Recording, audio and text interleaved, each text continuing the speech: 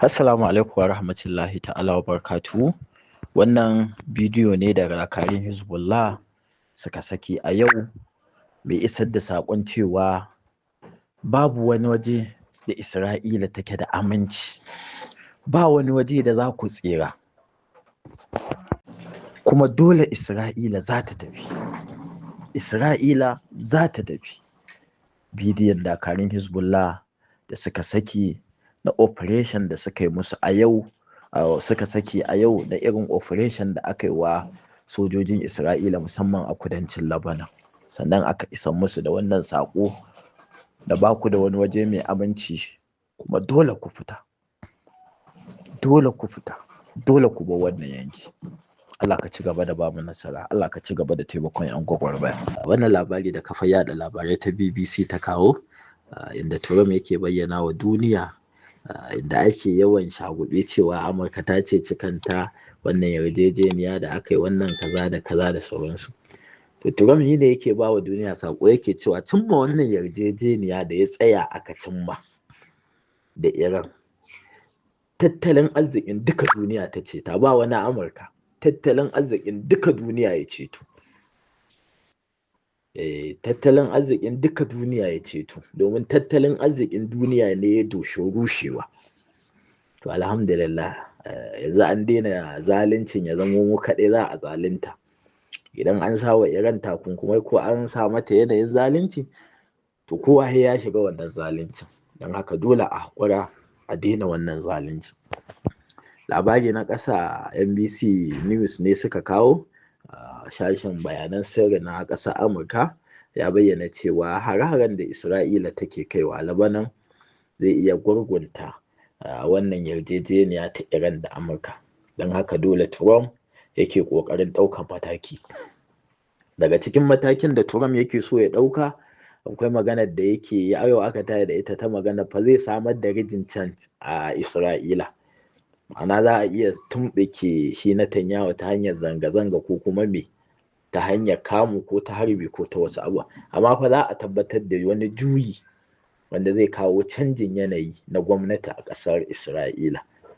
Tunda ya ƙi ya ji maganar su, kuma da alama tsinuwar ta fara bin shi. Tunda dai Trump tun daga jiya da aka ce mai to yaya gashi ana ta shirye-shirye, yau a jiya kenan za a sa hannu, kuma Netanyahu yana ta kai hare-hare kudancin Lebanon.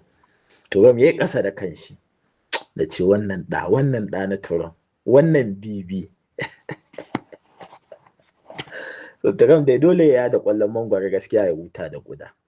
Allah ka ci gaba da bamu nasara, Allah ka ci gaba da gwara kansu, Allah kuma ka ci gaba da taimakon 'yan gwagwarmaya. Cikin munanan hare-haren da Isra'ila ta kai nan Lebanon, an samu mutuwar sojin ƙasar Lebanon ɗin, kamar yadda wasu rahotanni suka tabbatar. Ɓangaren Lebanese Army su ma sun tabbatar da haka.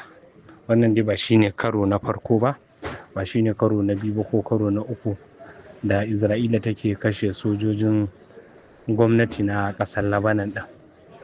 Ta yi haka sau ba adadi. Wannan wani babban jami'i ne na ƙasar Rasha, kuma shugaban akwai wata babbar hukuma ta tsaro a ƙasar, shine ke jagorantar ta, kuma ya rike shugabancin ƙasa. Yana batu akan Hormuz, wanda dai ya yi nuni da cewa Iran dai ta mallaki makami na nukiliya. Ma'ana Hormuz, duk wanda yake mallake da Hormuz to tamkar ya mallaki makami na nukiliya ne, kuma abin da ya fi makami na nukiliya. Inda mutane da dama, masu sharhi da dama, suna nuna batu Iran ta mallaki abin da ya fi nukiliya ɗin, saboda tasiri da yanayin yadda wannan mashiga ta Hormuz take da shi a faɗin duniya, inda ana wuce kaso mafi tsoka abin da ya shafi tattalin arziki na duniya, wanda mai, ɓangaren taki da waye da waye duk tana ake hutuwa da su. Inda ya nuni da cewa kuma wannan yanayi, wannan hali zai ci gaba da kasancewa ne, ba wai kawai abin zai zo ya riga ya wuce ba ne. Inda manazarta da dama suna ganin Iran ɗin tun da daɗewa ma ya kamata a ce ta ɗauki wannan mataki na rufe mashigar Hormuz duba da yanayin da shekaru da dama aka keto ana tsangwamar ta ana kakaba mata takunkumi, amma ta kau da kai a abubuwa da dama. Tana da ikon ta ɗauki matakai iri-iri daban-daban, amma ba ta ɗauka ba. Amma da yanayi ya canza, da hali ya canza, gashi nan yanzu dai Hormuz kowa ya riga ya sani magana shi ake. Kuma tun usuli ba a fara yaƙin da aka riga aka fara ba a fara shi bane don a yaƙi akan Hormuz ko kuma a ringa cece kuce akan Hormuz. Duk da dai dama Iran ta ba da sanarwa, ta sha yin gargaɗi idan aka farmake ta ko aka yi mata cin kashi to tabbas za ta ɗauki mummunan mataki, wanda kuwa matakin nan ba iya waɗanda abin ya shafa zai shafa ba, duka duniya ne. Kuma gashi na an gani a zahiri, shi yasa Trump ɗin yake cewa wannan yarjejeniya ta su ta ƙarya ta yaudara da aka riga aka cimma tsakaninsu da Iran ɗin, wannan abin ya ceci tattalin arzikin duniya, ba a faɗa cikin masassara ba, cikin hukumi na tattalin arziki na duniya. Duk da dai magana ce ta banzayi, kuma yarjejeniyar ai babu ita, a baki ne kawai akwai ta da takarda, amma a zahiri kusan za mu iya cewa babu ita. Haliyan yanzu ma rahotanni sun tabbatar da cewa Hormuz a rufe take tun daga jiya da Iran ɗin ta ba da sanarwa kawo yanzu. Sai dai bamu sani ba zuwa an jima bamu san abubuwan da za su caccanzu ba, amma dai Iran tuntun ta riga ta mallaki makami na nukiliya, tunda tana mallake da Hormuz to tana mallake ne da nukiliya, ko sun gane ko basu gane ba. Duk da dai masu hankali daga cikin nasu sun riga sun faɗi haka, ko ma in ce suna ci gaba da faɗar haka.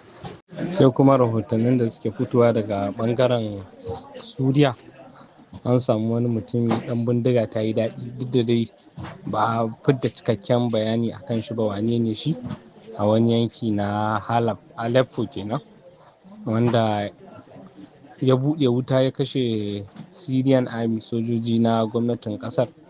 Asanan dai guda biyu su ma dai sun tafi, ya shekar da su. Inda ko a jiya an fidda rahoto an ji ƙararrakin fashewar bama-bamai a wannan gura a nan Syrian din, a wani yanki na Idlib shi kuma.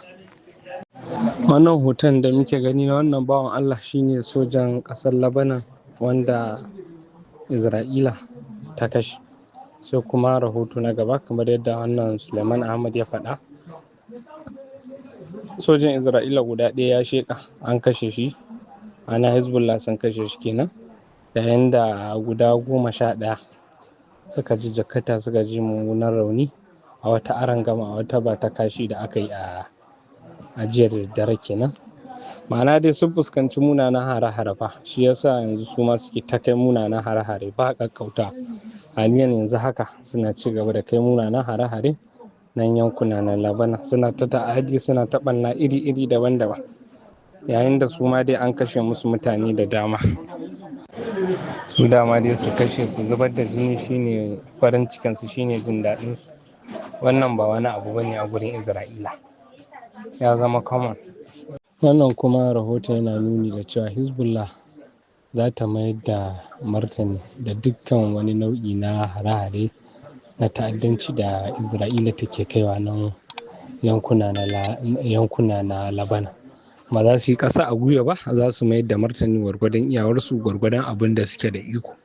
Yayin da wannan ɗin ya tabbatar da cewa Iran da ta iya bakin ƙoƙarinta ta goyi bayan Lebanon, ganin an samu waɗannan abubuwa sun taƙaita, an dakatar da waɗannan hare-hare.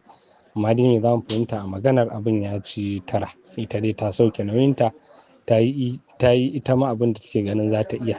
Ma'ana me dai kawai fafatawa ce za a ci gaba da yi tsakanin Isra'ila da 'yan Hezbollah, shi ne dai ba wani abu ba. Sai rahoto na gaba, Firayim Minista na ƙasar Kazakhstan ya kai ziyara ta musamman zuwa Afghanistan, inda za su tattauna batutuwa da dama, inda za ku kulle yarjejeniyoyi da dama.